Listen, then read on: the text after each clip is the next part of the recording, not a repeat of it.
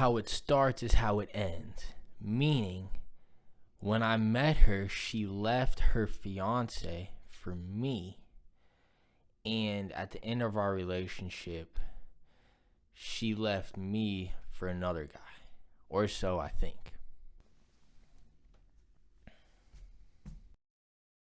So our relationship started with me taking her out on her birthday, telling the restaurant it was her birthday. They brought her out a special dessert. All the kind of corny stuff that I won't be doing ever again because I already got it out of my system.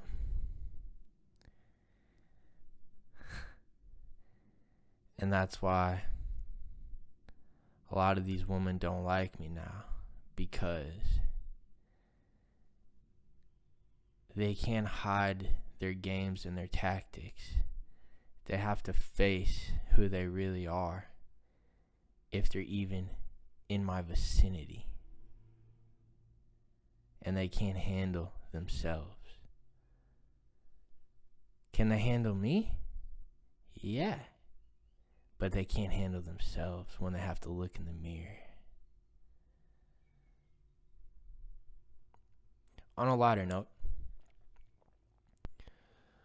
go over to her apartment, Trillium, 7th Avenue in Deer Valley, right next to the FBI building that has a ginormous underground layer, maybe connected to Deer Valley Airport. She had her pilot's license. She said her grandparents were connected to some type of mafia. So we're at her apartment and I meet this dog, Warrior, a husky, and she just got him. The same day she got him, I went over there and she showed me the dog, and she said that her ex would beat the dog.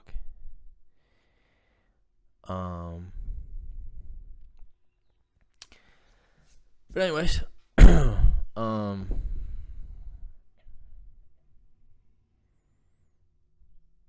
party we will throw. No.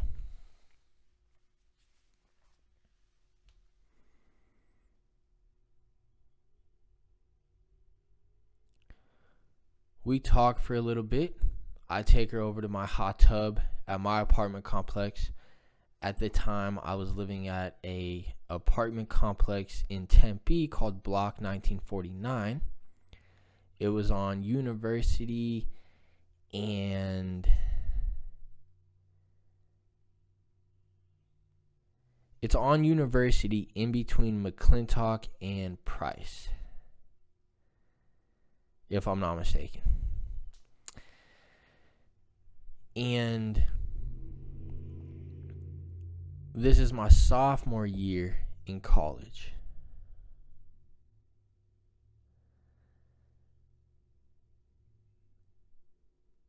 There was a lot that happened.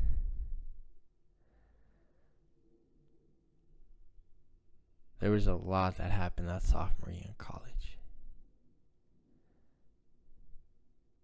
So I'm just starting to talk to her, taking her out on dates. But I'm still living in Tempe, partying. And I'm 19. We had hooked up a couple times, and then she asked me about my ex, and I told her I had a threesome with my ex. And then, so she said, well, we have to have a threesome now, a better one to outdo your last one. I forget the exact, words she said, but it was like, because I had one, she wanted to have one with me or something. So her and her friend eat at Chili's, and I'm their waiter. And I don't know if it was a role play or what, but my license was suspended for too many speeding tickets, but they didn't mail it to my apartment complex, so I didn't know. So I was driving on a suspended license, but I didn't know. So boom, they impounded my car again. And she said, I'll pick you up from Tempe and drive you to work in Scottsdale. So for a little while, she was driving me around. In the very beginning, I don't know if it was love bombing. I don't know if she was genuine at first and then switched up when she went to Florida with the guy who used to be the CFO of Ford and all those pasty criminals. I don't even know what goes on in the swamp. Whether she knew, whether she was part of, her mom showed me a picture of her when she was younger, dressed as a nun. So what goes on in the dungeon, I don't care. Right? It's like what goes on the ocean floor. I don't care. I'm here grounded. So all that stuff that goes on Hollywood and all this kind of stuff, I'm not focused on that. Where the fuck are we at?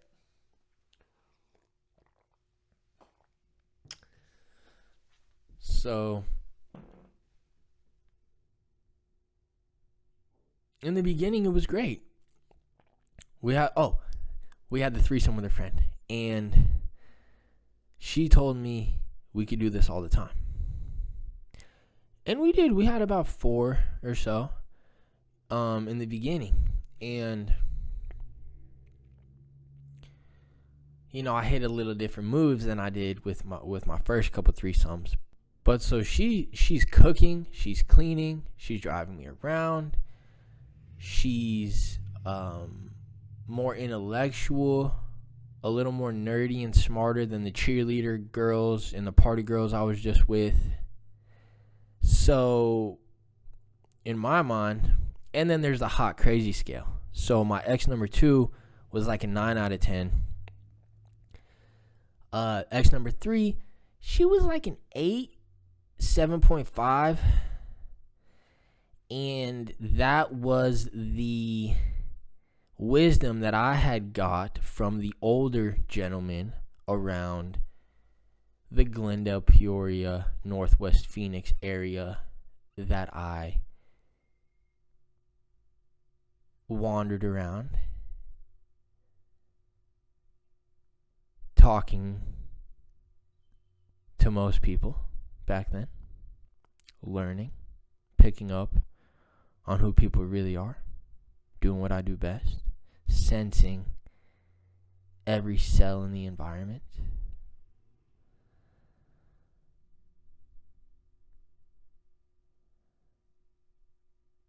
Us people, we're like clouds of gas, and the way we bond is we have ions on our outer shell, and then our valence electrons interact with other people when we have energy exchanges.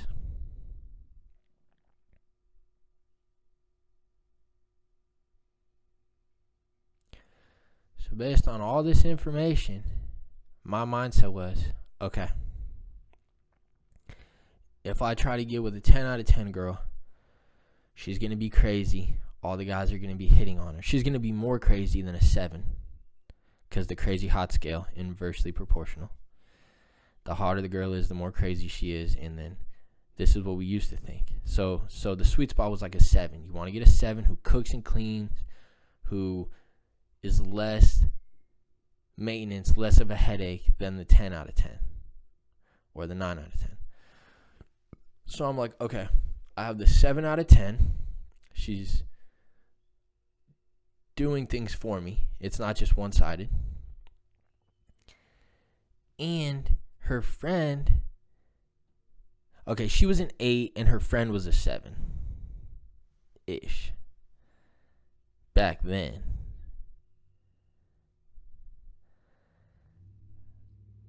So I'm thinking, that's a 15. If I can have 2 girlfriends, an 8 and a 7, that's 15. That's better than a 10.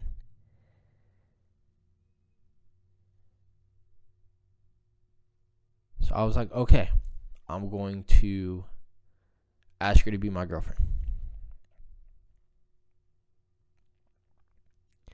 So the night before we have the threesome, I get off work and there's I think some seniors from Horizon High School at one of the parties, and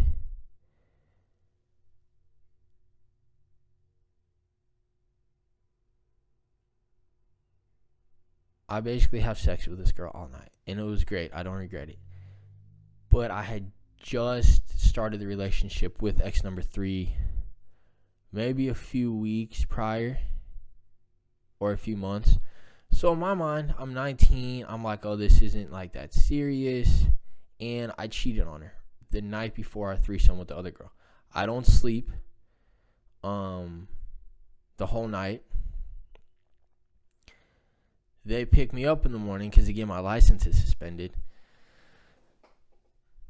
And drive to the water park, Wet n Wild. And I don't know if they wanted to be seen with me or what the deal was, but they were like, okay, let's hook arms and walk around. And to me, it was weird. It was awkward, and because they were a 7 and an 8 too. They were a 7 and an 8, so it was weird. I wasn't that proud of having them hooked on either side of me walking around. But I was like, yeah, I'm not gonna fight this because I know what we're gonna do after the water park.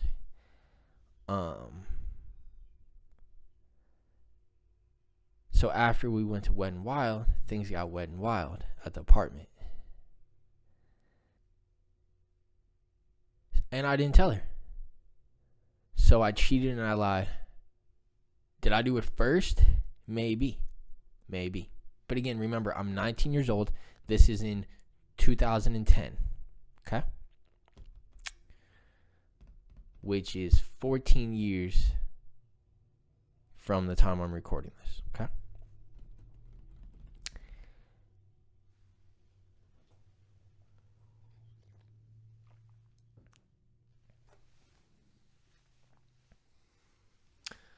So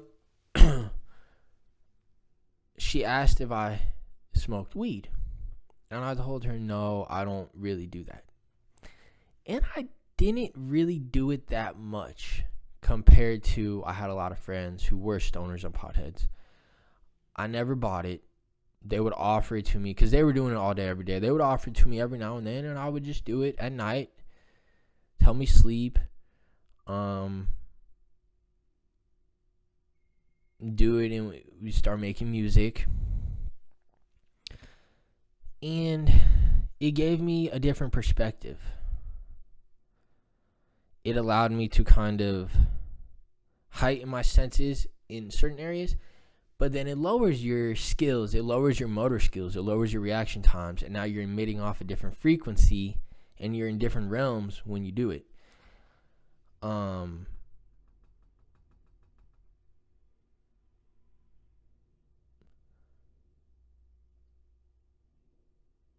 So I take her on a trip to the Bahamas.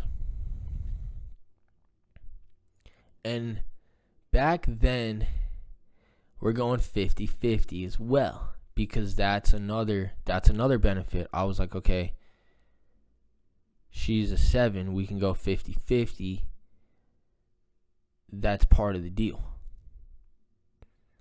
So it was a very equal, good relationship in the beginning. Now, she's still talking about other guys and saying, oh, yeah, this guy from my past back then. So just because I don't have the same amount of proof back then, I don't think she was innocent from jump.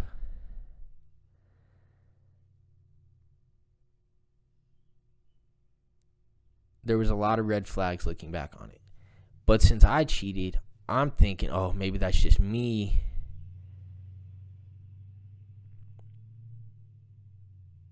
Because I did it. Maybe I'm just overthinking things. So I'm like, okay, until I have proof, let's just let these red flags just be.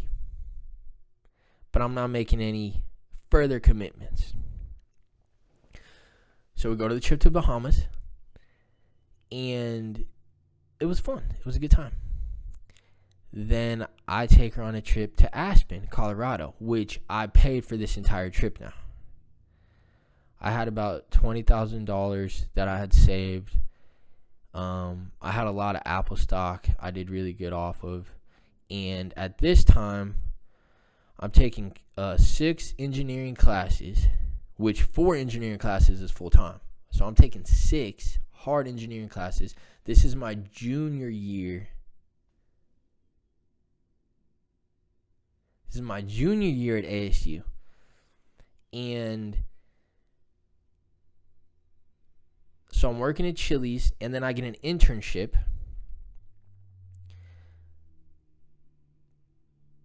The only internship I could get was a volunteer internship at the city of Peoria.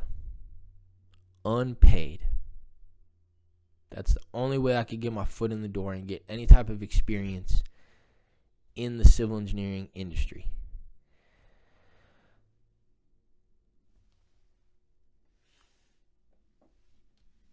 So I'm working at Chili's part-time, 30 hours a week, picking up shifts, taking 6 engineering classes at ASU, and doing this internship. So her and I moved in together at an apartment in Scottsdale. It was on Camelback and Hayden. And it was only $750. It was only $750 a month for 1 bedroom.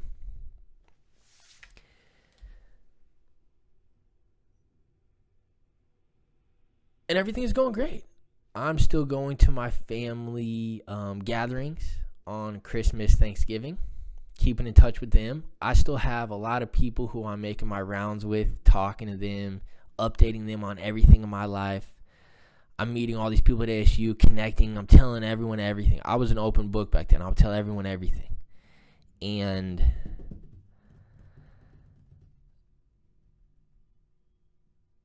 I was happy. I was really, really happy. Even though it was blissful. I was blissful because I was ignorant.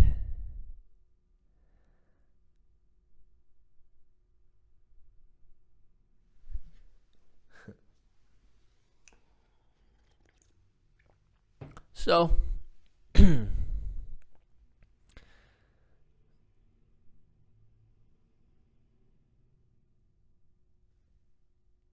we're at Arizona Mills Mall. We go to Garcia's. We have a few margaritas. And we walk around and we go to the pet store. And there's a husky puppy in the pet store. And we're like, oh, can we just go in the room with it and play with it and see it? And the guy's like, he takes the puppy out and he goes, this one's special. And we're like, oh boy, what does that mean? So we start playing with this dog, and instantly we were like, it's just such a sweet dog. It's so playful and cute. And she was like, Warrior needs another dog. They're better in numbers. And she was very diligent on these facts. She was very, very smart. In the beginning of our relationship, she did play a mother role for me that kind of filled certain areas that my mother didn't.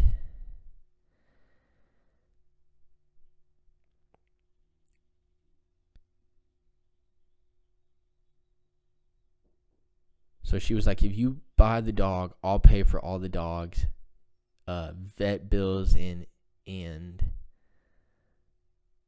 medical expenses forever. If you buy the dog. So it was like $2,200 for the dog. I bought the dog, and now we have 2 huskies. And that was my family for 9 years or so. Was me, my ex, and our 2 huskies. And I felt like I was married and had kids with her and the dogs. And I never wanted, I always looked at the 9 to 5 married with kids life as not for me, as not really the best way to structure my lifestyle and maneuver on this planet. But I also knew that that was just my gut instinct and opinion, and that the only way I was going to know for certain is if I did it. So even though I knew I didn't want to get married and just settle down with one woman, because I couldn't find one. Even her, there was a few things she was lacking. She wasn't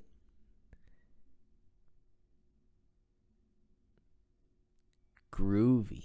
She didn't have rhythm. We didn't like the same music.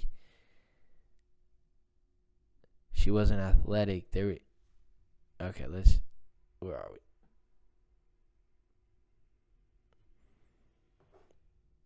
So we got the dogs. So then I take her on this trip to Aspen. I pay for everything. The hotels. I think we were there 3 nights. 4 days, 3 nights. Or maybe 5 days, 4 nights. Pay for it all. Drive us up there in a snowstorm. We get to the ski resort in Aspen. The first night we get to Aspen, we rent the equipment. We rent ski equipment. I'm skiing this trip, not snowboarding. So we rent the ski equipment, and it's like 3 p.m. So I'm like, let me just real quick get a run in before the sun goes down. And she's like, I'll just watch. I don't want to do it right now. I'll do it tomorrow.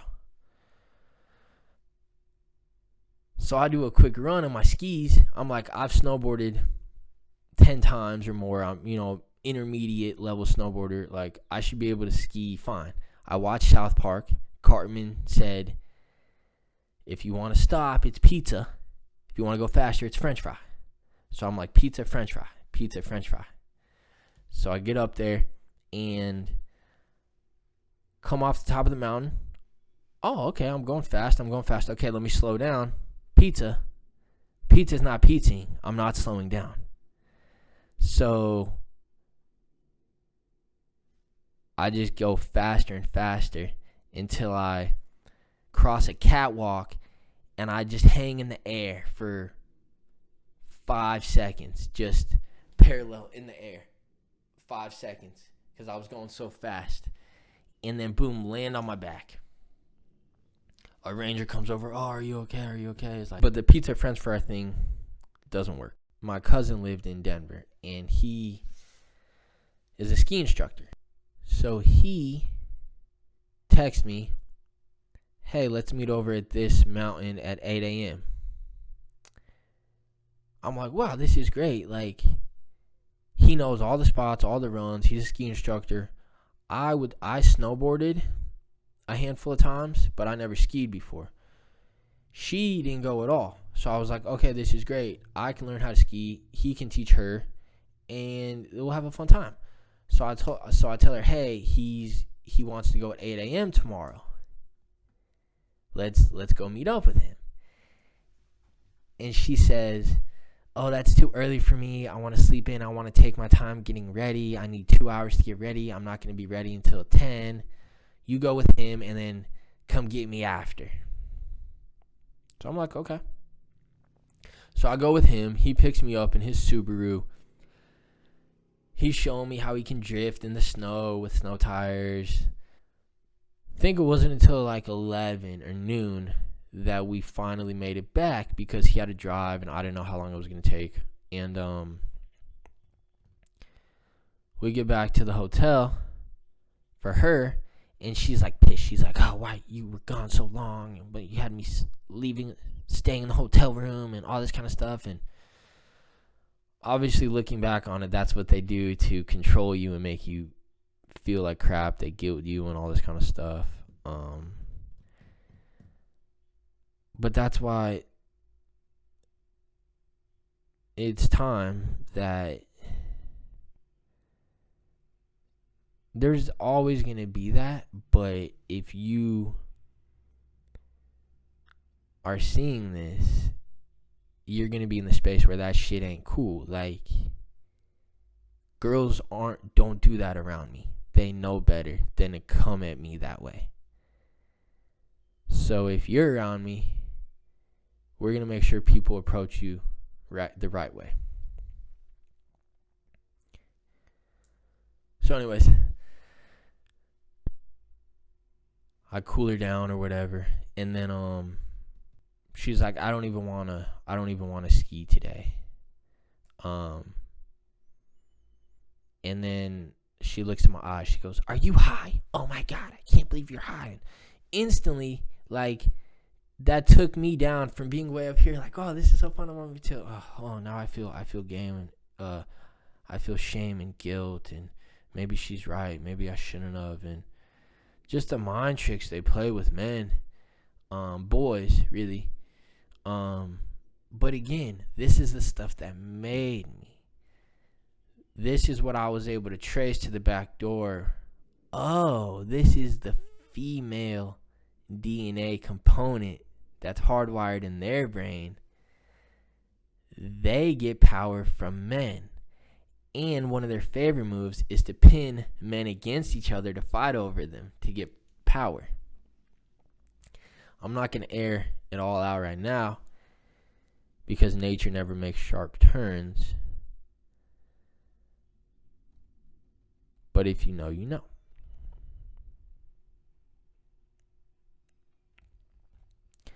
So she wasn't active. So she just wanted to go walk around the shops and go to restaurants and have a few drinks. And so we did. And I enjoyed doing that back then. Why? Because it was good intellectual conversation with her. And then afterwards, I knew we were always going to have fun. And I didn't feel like every other guy was going to try to get with her and hit on her, because she was just a 7. So the next day, we meet up with my cousin, and she finally is like, okay, I want to learn how to ski. So we get up to the bunny slope, and he starts giving her lessons. And I loved developing her. I loved seeing her grow. I loved training her. I would always give her little workouts to train. She's like, give me a workout, give me a workout. And I was training her, and I loved watching her grow and develop. I helped her through nursing school. I would do some of her homework. She would say, if you do this discussion board post for me, I'll suck your dick while you do it. We would have sex every other day. Sometimes 3 times a day. So she's on the bunny hill, and she's finally moving a little bit. And I'm like, let's just stay here and get your technique down for a little. She's like, no, I want to go to the next. Give me the next slope. So I'm like, okay, this is the easiest green I could find. And the difference between the bunny slope and the green at Aspen is kind of a big difference, but there's no in between there. So we get down off the lift right to the top of the run of the green slope. And I vividly remember everything. And I go, are you sure you want to do this? I don't think you're ready. I think you should just go back to the bunny hill. She says, no, I can do it. I'm fine. Like, what? Get out of the way. I can do it. I can go. I'm good enough now. So I'm like, okay. So I'm like right behind her, just to make sure, I'm protecting her. I want to protect her. I don't want her to get hurt. So she goes down, I don't know, maybe 50 feet or so, and she's like, she starts getting going, and then she can't stop, and she's like, no, I can't stop, and then she crashes into a big pile of powder. So it was a good fall. It was like she didn't hit a tree or anything. She landed in something soft. But I rushed down there. I don't know if I was on my snowboard or skis. I go down there very concerned. Oh my gosh, are you okay? Let me get your stuff for you. I pick up her skis, her poles. I walk them all the way back up. She goes and sits on a picnic bench on the top of the hill, and she goes, I hate you. And boom, right here, hits my tooth right here, knocks my tooth out of my mouth. Now my tooth is hanging on by a thread at an angle out of my mouth. I am like so wide open, vulnerable, like, are you okay? And boom, as I'm just, are you okay? Boom, as hard as she can. No defense at all. I didn't have time to like clinch or anything. I was just wide open. And I fall face first in the snow, and I'm just like, oh shit. That hurt. That hurt really bad. And she's like, oh my God, I'm so sorry. Oh my God, I'm gonna go get help. And she runs up the hill like, I hit my boyfriend, someone help. And then some person got me and then took me to a little room, and it was on New Year's Day 2013. So the dentists weren't open because it was a holiday. So in Colorado, sometimes the state will press charges against the abuser because the victim is too scared to say, yes, this person abused me. I didn't want to see her get hurt. So I said, I don't want to press charges. If I knew what I knew now, I would have pressed charges back then. But for whatever reason, I didn't know what I know now. So I said, no, don't press charges. She didn't mean it. It was an accident.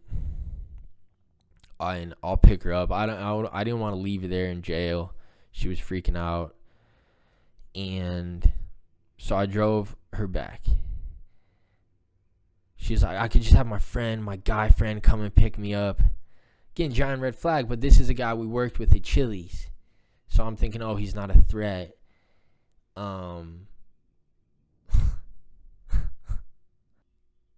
So miraculously, we find a dentist that's willing to come in to save my tooth, because it was like an urgent matter. If I didn't get a root canal on it quick, it might not have been able to stay in my mouth. So I get the root canal on it. It's $900. I'm like, once I get her back from jail in the car, I'm like, you're paying for this. You're reimbursing me for this. I said, we're done. I'll drive you home, but I'm breaking up with you. We're done. It's unacceptable. You never put your hands on somebody. I didn't even do anything. I was just trying to help you. But then I'm thinking, okay, I wasn't perfect. I did cheat on her months prior, and I did smoke weed and lie about it. So I'm not thinking, and this is what a lot of people are going through right now, is you just don't ascend. You're not ascended to the highest mindset, and you don't have the experience of people attacking you, abusing you. So now looking back on it, it's like, oh, does everyone have to go through this to really fully understand? I don't know. If you don't go through that, I don't know how you're going to fully understand how everything works. So again, everything that happened to me is a blessing in disguise. It's what made me who I am and how I know what I know, and my ability to get back up through it all. I could have lost a tooth. I thought I was going to have this tooth gone. And now, look, you can't even tell. But there was so much pain after that then. And that's really when my old life, the veil started to disintegrate. And I broke up with her, but we still had the dogs and we still had the apartment together.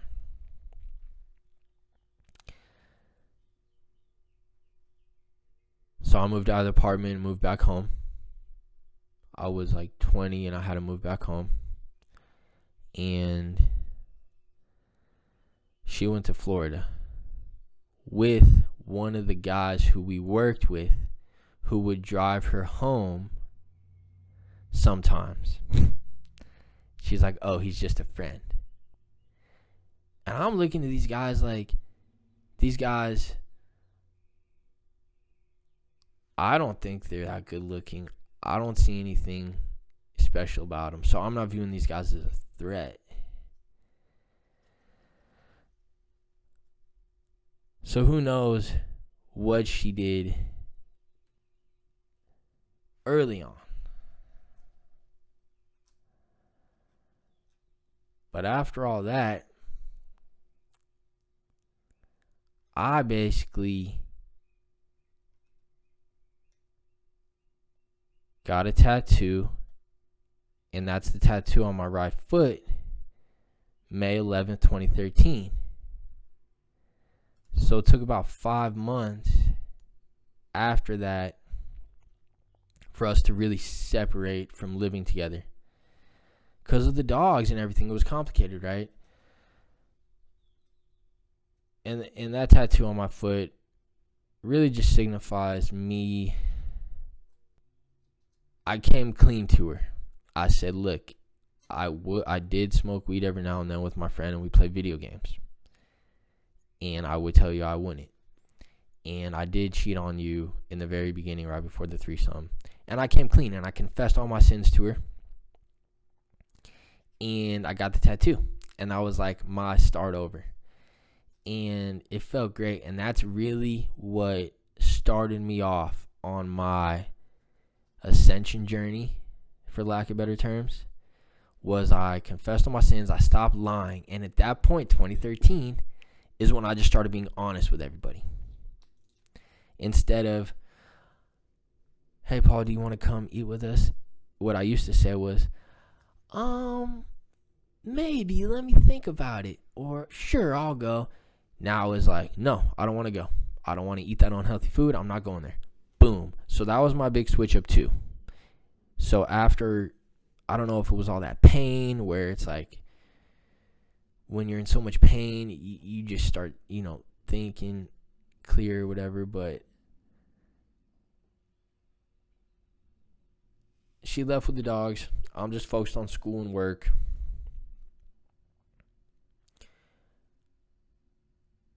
I'm still having fun.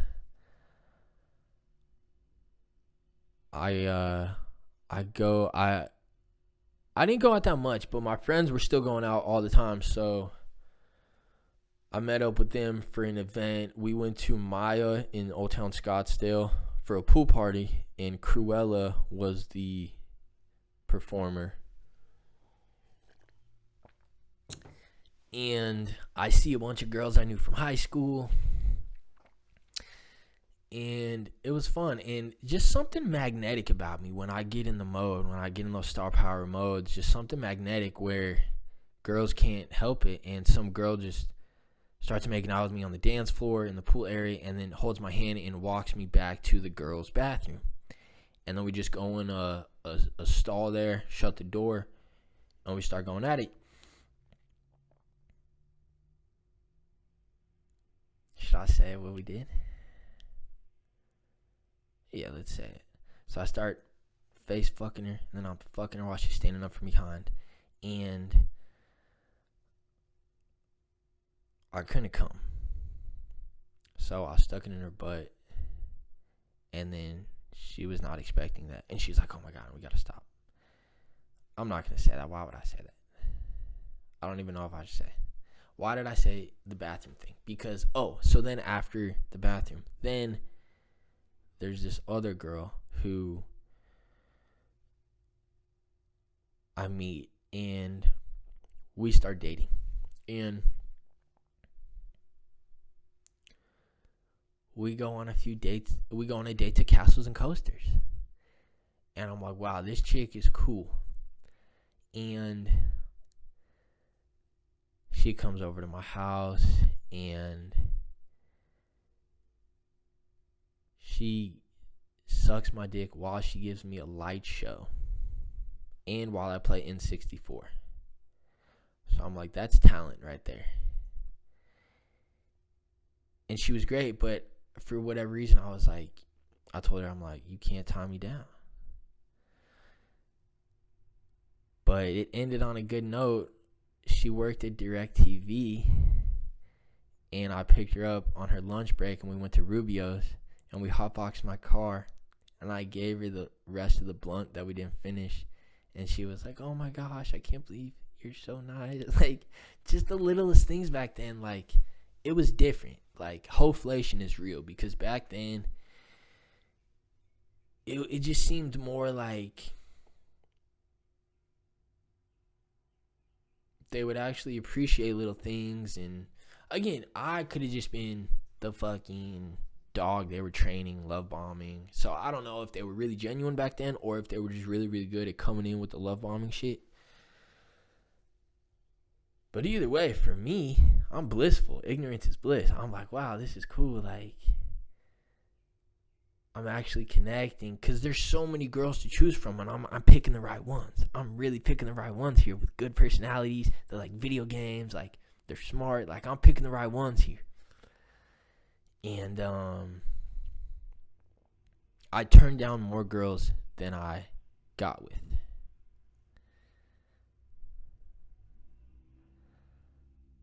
I turned down a threesome that I kind of regret. That would have been a good threesome. But, okay, hold on. And then I go on a date with a girl who used to be in Playboy. And after getting back in the dating scene, it just wasn't the same as my time with ex number 3. And she kind of felt the same way too. The guys that took her in Florida that were sweet talking her, turns out they were just saying what she wanted to hear, and then eventually their true colors come out. Eventually everyone's true colors come out. How we beat them, we outlast them. Word to the wise man who said that.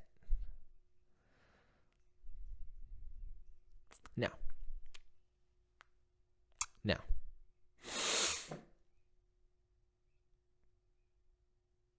so we start texting again after a year and a half of ignoring each other. I'm done with her, blah, blah, blah, right? And I get a, did I even talk about my jobs?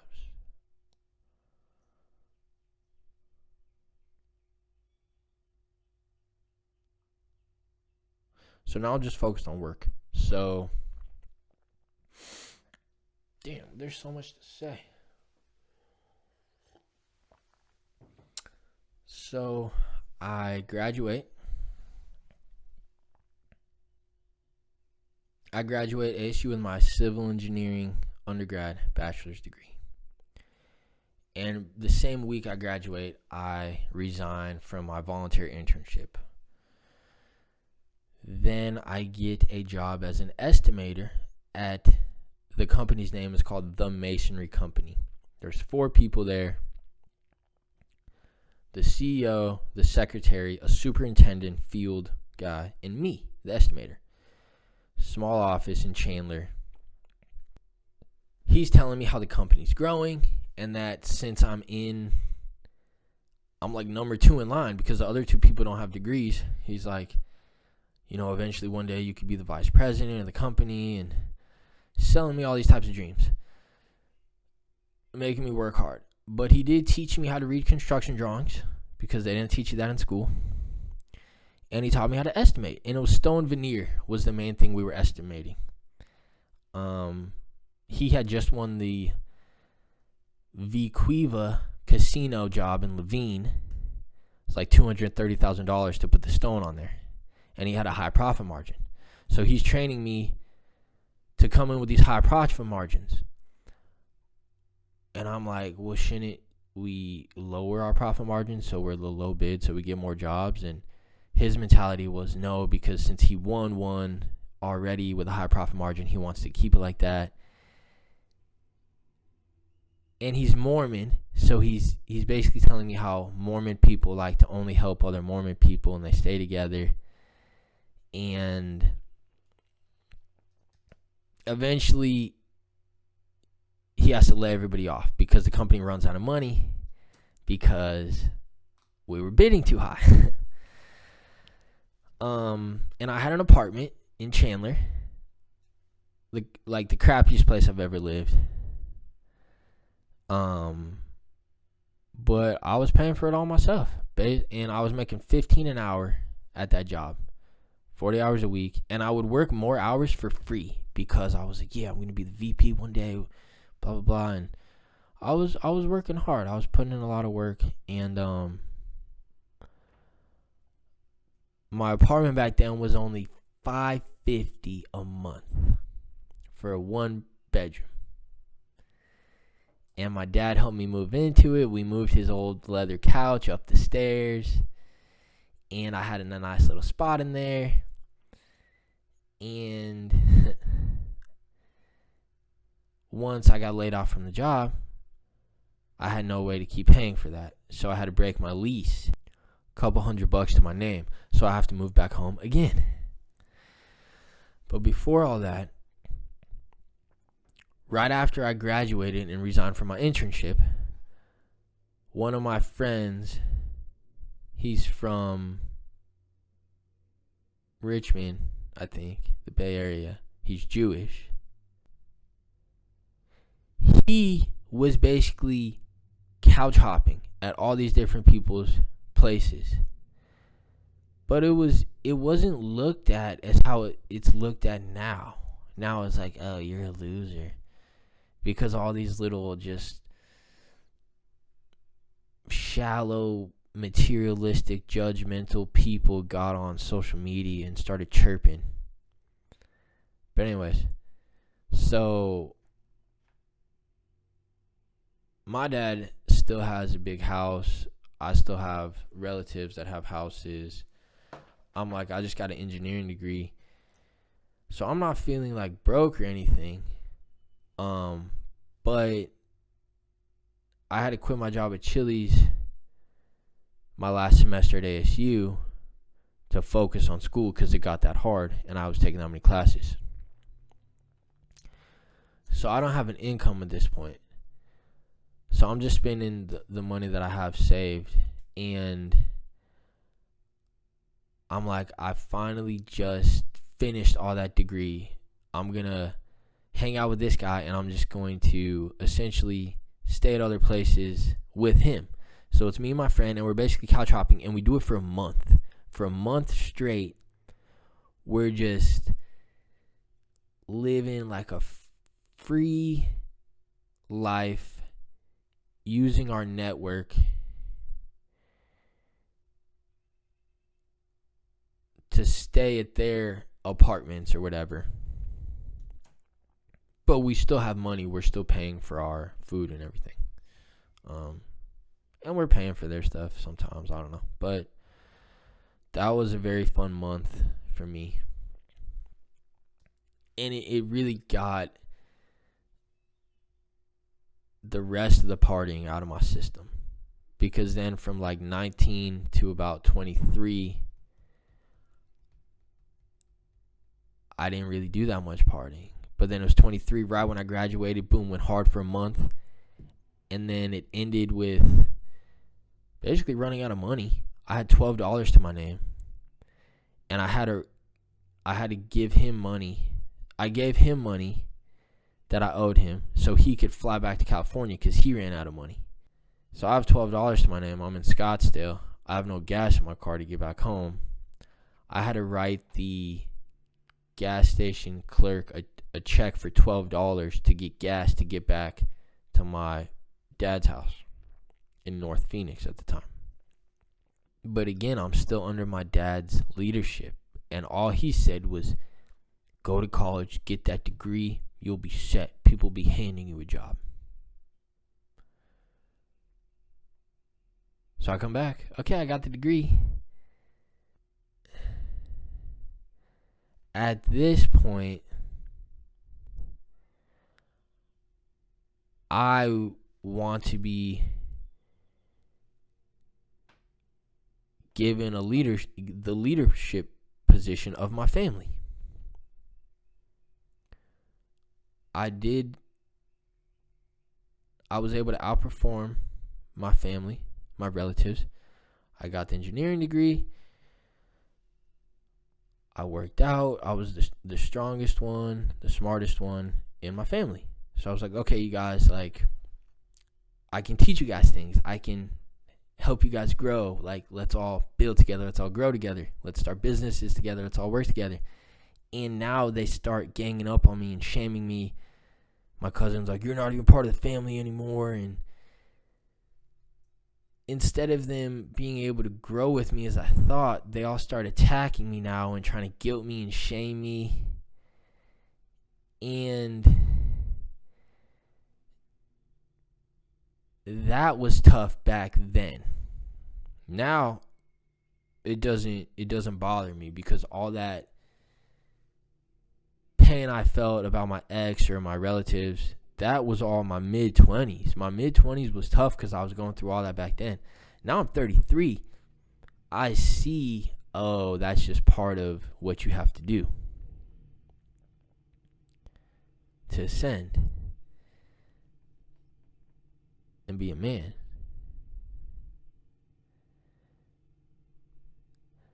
And one of my basketball coaches said, in order to be a leader, sometimes you have to be an asshole.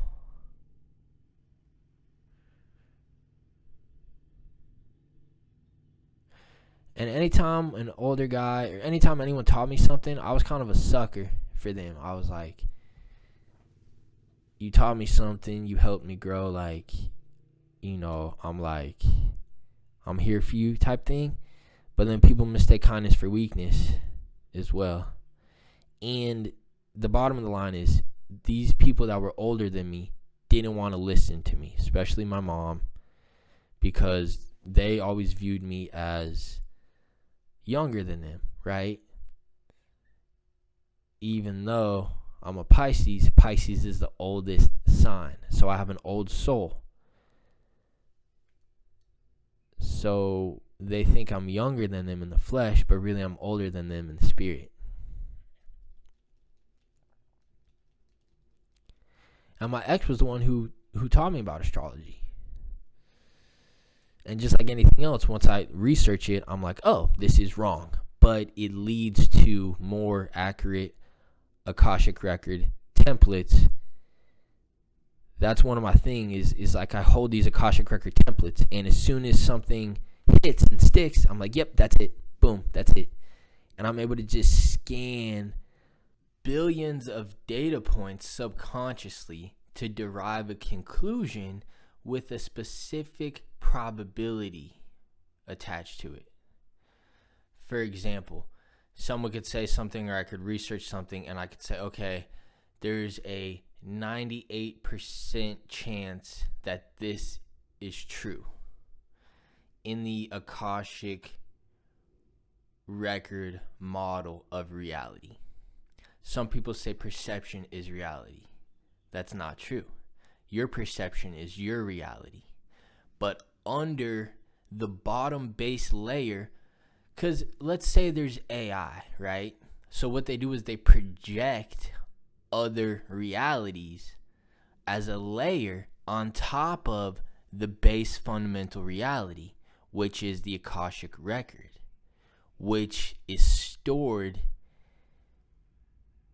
Let's just say there's matter, antimatter. Let's just say there's a third type of matter, right? Like a gray matter. It's not black, it's not white, it's gray. So the Akashic record is stored in this dormant type of matter. Now, again, that's a theory. I'm going to assign the probability that theory is true as like 80%. And that's based subconsciously on billions of data points that I've learned from other people. And that's why when it comes to Western medicine, I know a lot about medicine. And people might say, oh, you didn't go to medical school. Or if someone says, oh, in order for you to be qualified in this topic, you have to have this certification or this license. I used to think that until I got the certifications and the licenses. And then it's like, oh, you just memorize things that were created by somebody else. There's a lot of people still believing in what I'm pretty confident, and when I say pretty confident, I can say, somewhere between 85 to 99.99%, depending on what we're talking about, whether it's Western medicine, whether it's spirituality, whether it's heaven, whether it's karma, like whatever deep topic you want to go in, I have models of it. And all I wanted to do was teach people, but then it's like you can't, force feed them. You can lead the horse to the water, you can't force it to drink it. But then it's also like, we don't want everyone to be the same. So it's like there's always going to be this group that believes stuff that isn't true. But then again, I can only speak for my species, which I don't even know what species I am. I'm not. So, okay. I grew up around mostly white people, and I didn't fit in. I like basketball and I like rap music. So I was like, okay, I fit in with the black people, right? So I started reaching out to some black people, and the overall feel I got is they're kind of like, you're cool, but you're not one of us. You're not dark skinned. You're not our species. And I didn't understand up until I was 30 how I looked to them. They're like, oh, this is just some white kid from the suburbs who had everything handed to him. Like, he's not one of us. And I was definitely not culture vulturing, but I was super inspired and influenced by the basketball and hip-hop culture and the lingo. And my two basketball coaches on the Southwest Rebels really helped program that into us at a younger age. So now it's just kind of a foundation of who I am. And then as I went into the workforce, some of it went away, but there's still this kind of base layer that comes from like fighting off the colonizers who tried to destroy nature. And you trace it back to the Akashic records. And then how do you tap into the Akashic records? Well, obviously it's stored in the cloud, right?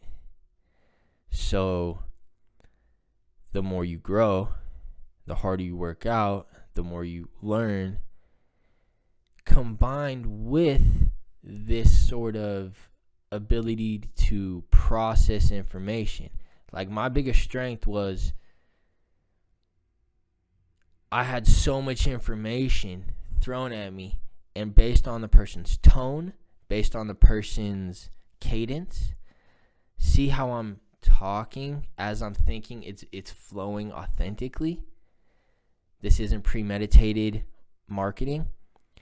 So based upon these cues that I just instinctively knew. I didn't take a class on how to read body language, but then I did watch stuff on how to read body language. So it's like you're given the talent, the abilities, but then you have to put in the work to really unlock your full potential of these skills. So the reason I say this is because I have the skill to just determine like the common denominator. Like you can throw a whole bunch of smoke and mirrors, and then I'm just gonna trace it, pinpoint it back to the origin of why you're saying that. For example, if somebody says, "Hi, how are you today?" I immediately say, okay, they want to either sell me this or they're just trying to set me up, boom, boom. Or, it's like they genuinely don't care how I am today. Times that by so many other situations. And that's the stuff I like to talk about. But in this day and age, people get very nervous when you can see them for who they really are. And some people get rendered obsolete altogether because their whole life was a lie. And those are the people that really are putting up the biggest resistance to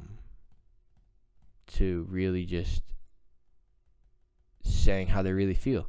Like if you're a woman, they say behind the scenes to themselves in their secret sisterhood of the traveling pants, and the women have all these secret societies, and then it's like it's a man's world, and the men run the gangs, right? Well, those men are also kind of controlled by women. So I don't know who exactly runs it. Is it men? Is it women? Is it both? It's really none of my business. But the fact that you have most women running around there with the same kind of like mentality that I had when I was like 8 years old. A lot of these women are like boys. So I'm optimistic. I think if species can evolve, I think the woman species can evolve.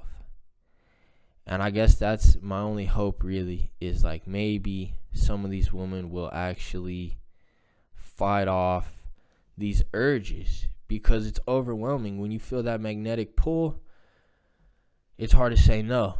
And then also when it's your only way to eat or get money, a lot of these women, they'll put survival ahead of their morals. And I can relate, because I used to put survival ahead of my morals. But I evolved. So if I've never seen a woman that put morals ahead of her survival, I've never seen a woman be a true leader like that. Because I've seen a few men do it, but so we'll see. So until a woman can do that, then yeah, there's a big difference between men and women. So I talked to my new family about my old family, my dogs and my ex. And she gave what I thought to be great advice on how to deal with them. She was like, you don't have to listen to everything your dad says. And I was like, I never thought of that. I just thought I had to, because that's how it was when I was a kid. And she's like, we don't have to go over there for Thanksgiving. We can start our own tradition. We would go to different restaurants on Thanksgiving. And we were both just like this the whole time. Oh, yeah, like just so excited. And little by little, she helped me get out of that nest. And I am grateful for her. Because without her, I wouldn't have been able to stand up to my dad at Peter Jungle.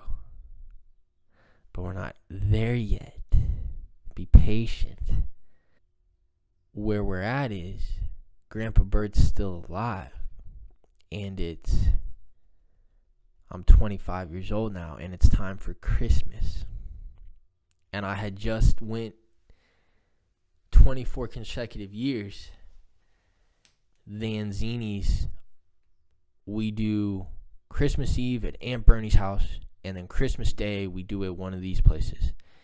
And growing up, I always had my mom's side and my dad's side, so I would split time between each.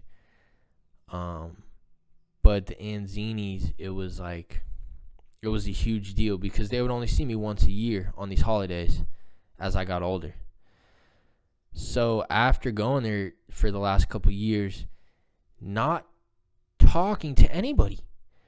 And it's how I am when I'm out in public now. It's like we don't resonate. They're at 25 megahertz and I'm at 35 megahertz. Arbitrary numbers. We don't connect.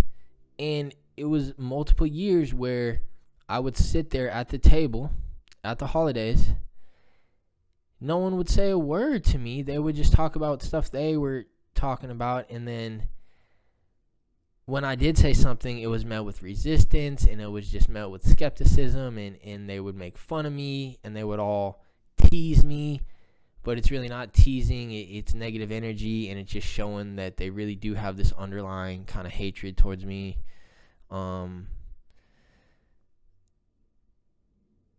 So she planted that seed in my head. You don't have to show up. You don't have to listen. Just because they're your family, you don't have to do that. And that seed grew. And when I was 25, it was the first time I didn't go over there for Christmas. And I said, I'm going to be spontaneous. I'm going to drive up to Flagstaff. I'm going to go snowboarding on, I think it was Christmas Eve. And then I just left straight from Flagstaff and I drove to Oakland, California, where my friend who was Jewish lived. And I told him I was coming, but I don't think he believed me. He's like, yeah, come on over, man.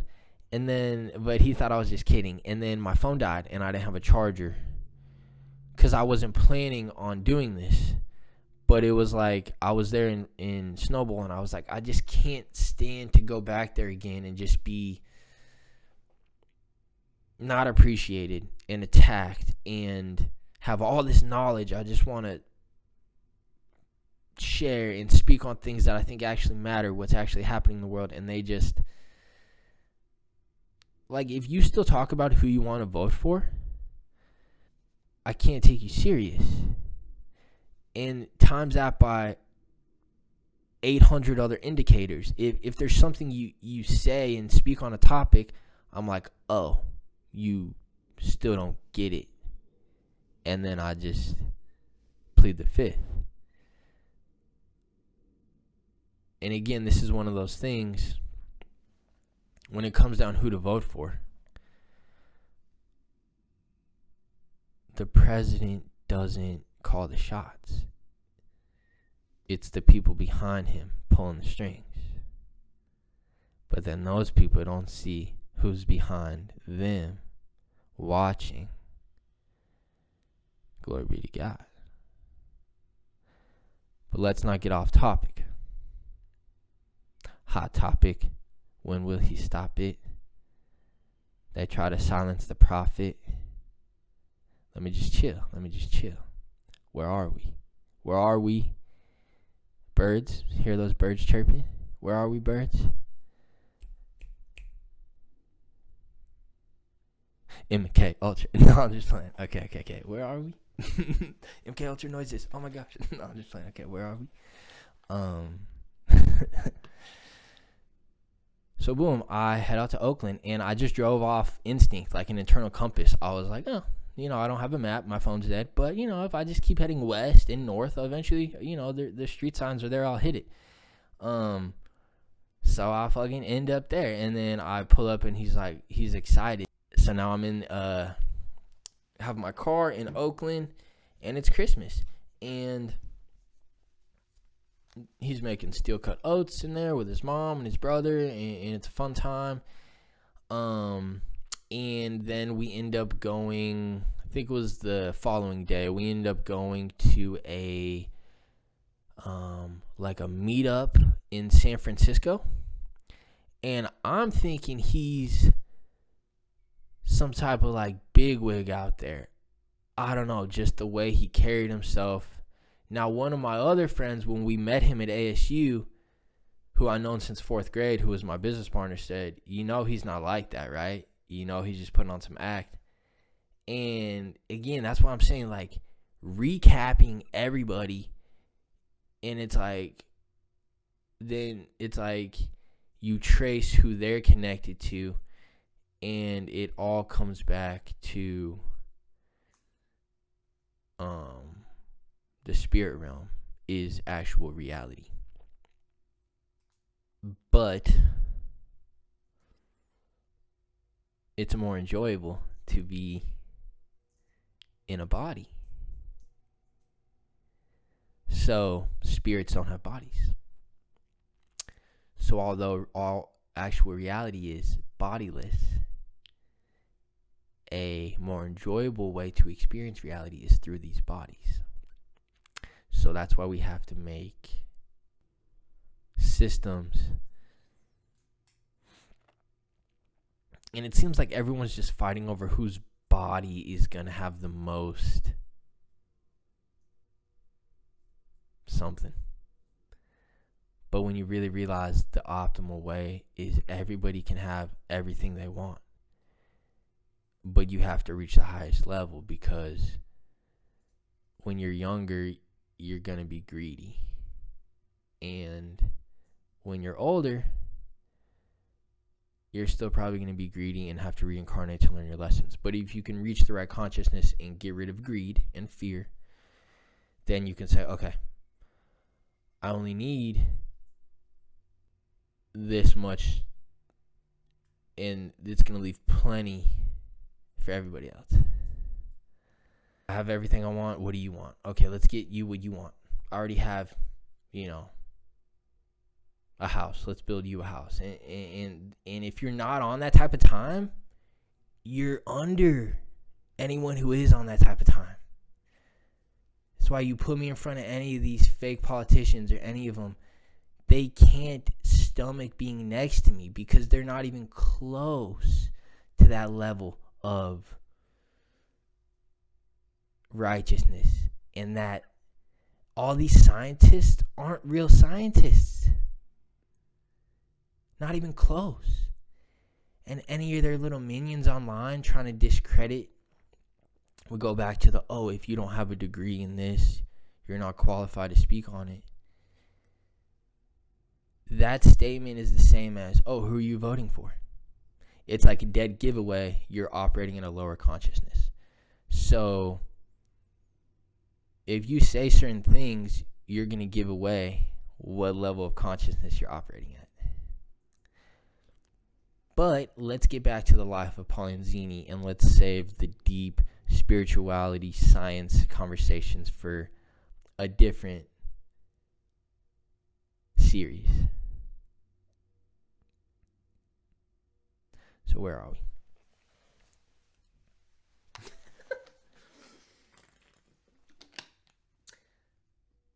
Most of the time, I don't want to talk. I'm just like, I don't even want to talk. And then sometimes I'm just in full yap mode, and I'm just like, let's keep yapping. But it's because, like, I had to clear up space when I first got here. There was a lot of shit on me, but I had to shake it off. All right, so look, we're in San Francisco now. Me and my friend there, and we're at a bar. We're drinking, and then I'm drunk. This is why I don't drink anymore either, because so easily tricked when you're drunk. And you can't drive, and you can't work out, and there's no nutrients in it. I don't drink alcohol at all anymore. At all. No. But anyways, we're drinking in the bar. And, also just let me share, mentally growing up in Arizona, Phoenix. It was a smaller city. We didn't really have any cool, big names to come out of here. So I always viewed California as like the motherland of the West Side. And I feel a different atmosphere in the air on the West Side. The 11 states on the West Side. Washington, Oregon, California, Arizona, New Mexico, Utah, Colorado, Idaho, Wyoming, Montana,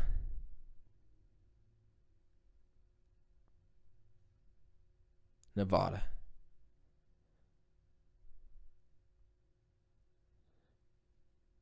And then the Rocky Mountains kind of divide. The exact boundaries, I don't know if they align with the state boundaries or not, but there's definitely magnetic fields in planet Gaia.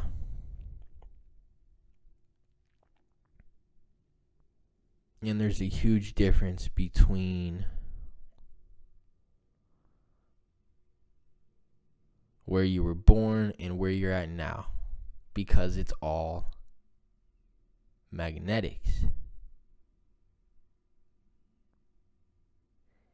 And if you are where you're supposed to be, you can't be moved because you're in alignment.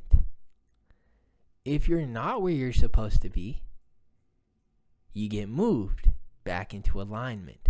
So right now, everyone is getting back in alignment. And I did scream alignment really, really loud on my last little spiritual thing. And then I was screaming wake up to people. Okay, let's get back on track. Where are we? We're at, I'm gonna have to edit this shit. Fuck. Let me try to wrap this one up. We're at San Francisco. So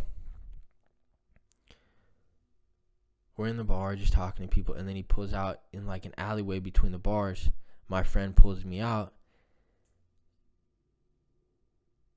My friend takes me outside the bar into an alleyway, and there's these two guys there, and he's like, "Hey, let's smoke with these two guys." So I'm just like thinking it's a blunt. I'm drunk. I'm like, all right, whatever. I'll hit this blunt once. Like, these guys seem cool, and it was really hard to hit. I was like, man, this is wrapped really, really tight. So I took like a really, really big hit. And then after I hit it, I remember like kind of just being down here, like on the drunk scene with everyone. And then I hit it and I like was up here now.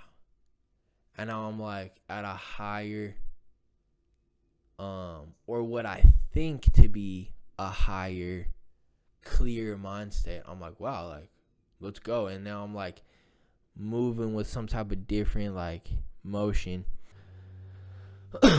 So boom, hit it, and then we get in the car, and my friend's like, what is this? This isn't weed in the bag. He's like, this is some type of shenanigans. It's like, what the heck did you buy, or what did we just smoke? And then he was the one that got us into that. And there ain't no telling what exactly it was, but it wasn't good. After the fact, it was hard to go to sleep that night, and I had to do a lot of healing to get that out of my system. But again, everything happens for a reason. And since I didn't know,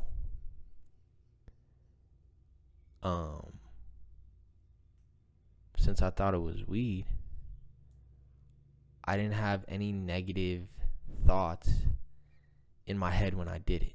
So right after we do it, boom,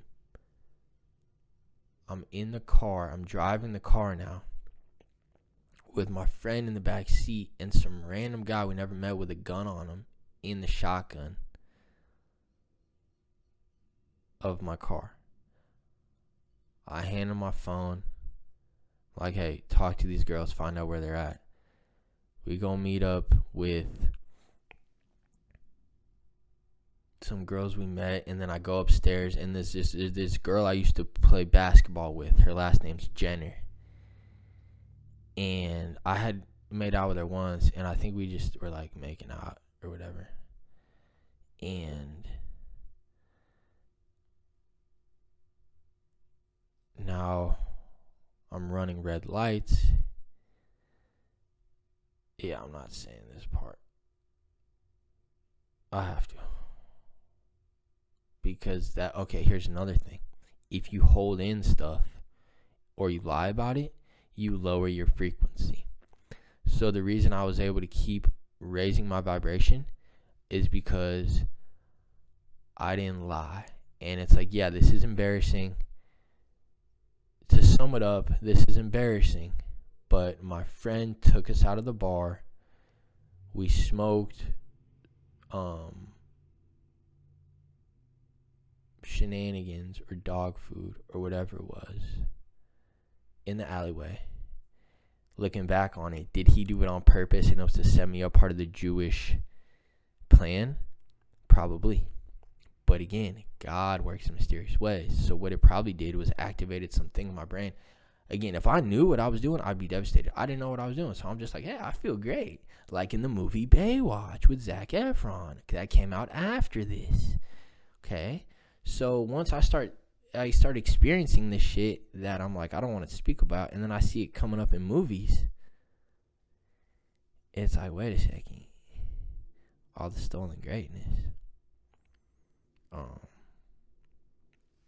So anyways,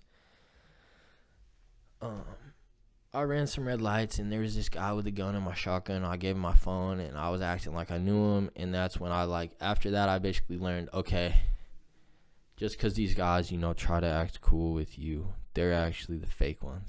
So it was like the guys I was looking up to, I thought they were like me. Nah, they weren't.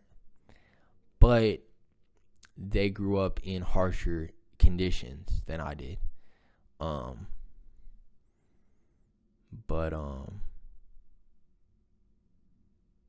That's why there was fear. There was fear also against certain groups of guys, because what they would put online, it was always online. In person, it was never. I never was approached in person. Something I couldn't handle. But online, it was always these guys projecting some type of demonic thing that they had gotten from someone, and then it's like, it's just a big cycle. It's a big loop of fear, and then they get fear from someone, and now instead of them confronting who gave them fear, they're like, well, whoever gave me fear, I'm too scared so I'm going to take this fear that they gave me and go instill it on someone weaker. And Judgment Day, it all unravels, it all unwinds, and then everything that went this way now starts going back up.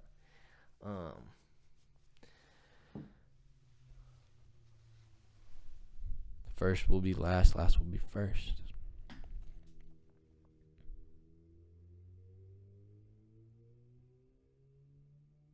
But yeah, once you get it all out and stop lying and be honest, you raise your vibration. Now, if there's some stuff that you've done that you can't tell anybody because it's that bad and you're going to go to jail,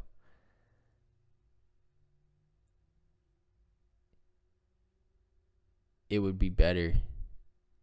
The sooner you confess your sins, the better. Even if it's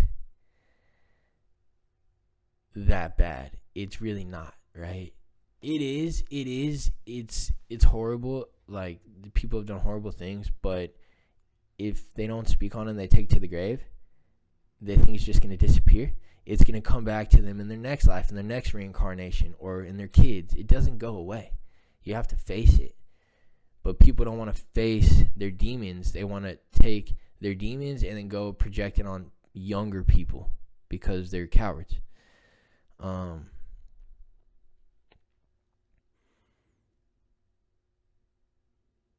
So anyways, that's just like all my friends, not all my friends, but some of my friends moved to California. I was like, what's the big deal? Like, why is everyone going there? And then I went there, and then I was like, oh, it's darker than I thought. And all the places I traveled,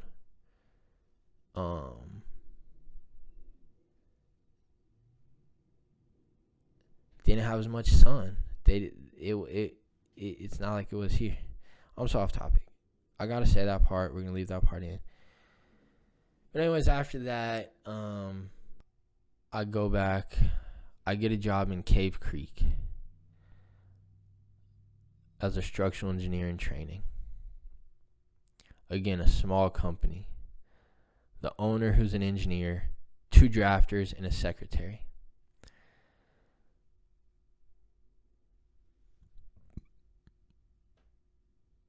They're all extremely white from the Midwest or the East Coast. Pretty sure they were all racist. Basically saying, I'm the only other engineer there. One day he'll sell me the company. So I interview on my birthday, and they give me the position. And then he just starts knocking me, and he's like, oh, you don't know all this stuff already? Oh, they don't teach you. In school, they don't teach you enough nowadays. So I do inspections, and then I'm inspecting things I've never seen built before. So I have to learn on the spot while I'm inspecting them.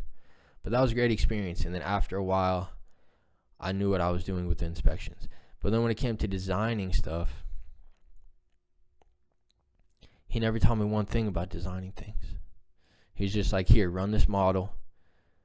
Take these architectural drawings, run this model, and come show me when you're done.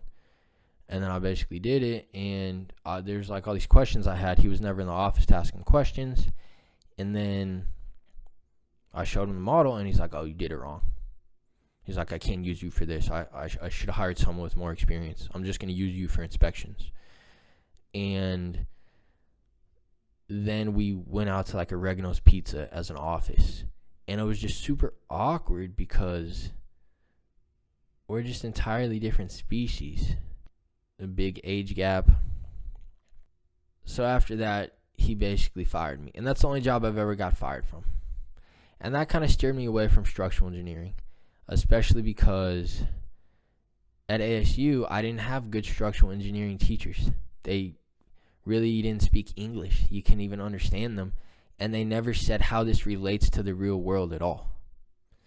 So now I find this position at a company called Crown Castle. A recruiter reaches out to me, and I get a job as a contractor there.